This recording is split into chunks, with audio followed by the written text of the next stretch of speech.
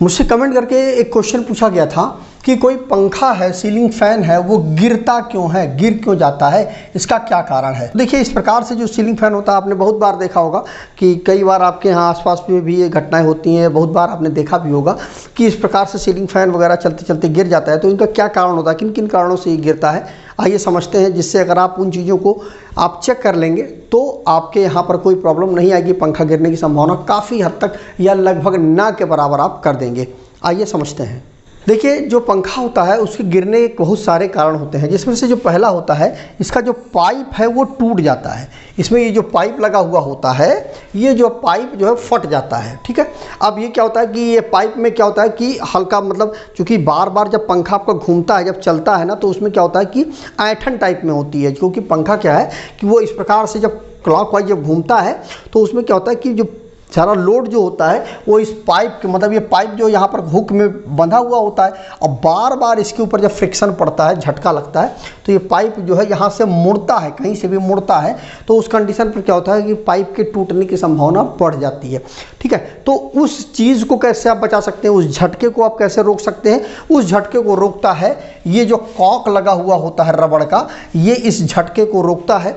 मतलब अगर ये प्रॉपर तरीके से कॉक अच्छे से फिट है तो वो जो झटका है पाइप के ऊपर वो रिड्यूस हो जाता है, काफ़ी कम हो जाता है। तो इस चीज़ का, और इससे क्या होता है कि पंखे का मान लीजिए उसकी बॉडी अगर अर्थ वर्थ होती है तो उस कंडीशन पर भी यह जो है मतलब जो हुक जिसमें कनेक्ट होता है, पंखा टंगा हुआ होता है, उसमें क्या है कि जो इलेक्ट्रिक सप्लाई है, अगर ये हुक नहीं लगा, ये रबड़ की कॉक नहीं लगी होगी तो वापस सप्लाई मतलब पंखे के हुक में चली जाएगी और उससे पूरे घर में फैल जाएगी।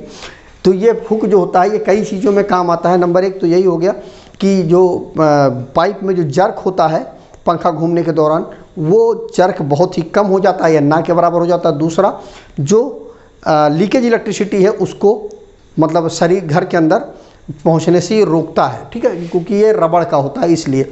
तो पहली चीज़ तो यही हो गई कि जिसमें जो पाइप होता है वो टूट जाता है ऐंठन की वजह से, इसलिए पंखा जो है आपका वो गिर जाता है। तो पहला तो कारण यही हो गया। दूसरा कारण है, इसमें 2 नट बोल्ट वाले ही आप इस क्लैंप को आप लें। देखिए यहाँ पर देखिए, एक नट ये लगा, एक नट ये लगा, दो नट लगे होते हैं। तो पहला नट तो टाइट हो जाता है, दूसरा लॉक नट होता है। उससे ये बेनिफिट मिल जाता है कि मतलब इस अगर एक ही लगा होगा, देखिए इस प्रकार से यहाँ पर देखिए एक ही लगा होगा तो एक खुलता है तो सीधे खुल करके नीचे गिर जाएगा। लेकिन यहाँ पर क्या है, एक खुलेगा तो दूसरा वाला उसको आगे बढ़ने से रोकेगा। उससे क्या हो जाएगा कि आपका नट जो है वो नीचे गिरेगा नहीं, मतलब खुल करके नीचे नहीं गिरेगा। अगर 2 लगे हुए हैं, अगर एक लगा हुआ तो वो खुल जाएगा। दूसरा कारण ये होता है कि यहाँ पर देखिए ये चीरा पिन लगा होता है, इसके अंदर होल होता है और होल में क्या होता है, चीरा पिन डाल दिया जाता है और चीरा पिन डाल करके उसको फैला दिया जाता है। देखिए इस प्रकार से फैला दिया जाता है। उससे क्या होता है कि ये नट जो होता है वो ढीला भी हो जाएगा तो ये आगे नहीं जाएगा, चीरा पिन जो है रोक लेगा।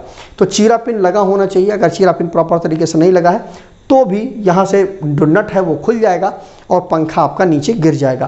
तो दूसरा चीज़ ये हो गया कि नट डबल नट वाला आप इस प्रकार से ये हुक लें और उसमें चीरा पिन जरूर लगा होना चाहिए। इस चीज़ का भी आप ध्यान रखें। ठीक है, तो तीसरा होता है ये चीरा पिन, जैसा मैंने आपको बता ही दिया। इसके बाद रबर का जो कॉक होता है वो मैंने आपको बता दिया कि रबर का कॉक लगा ही होना चाहिए। अगर रबर का कॉक प्रॉपर तरीके से नहीं लगा है तो 2 प्रॉब्लम आती है जो मैंने आपको बताया था।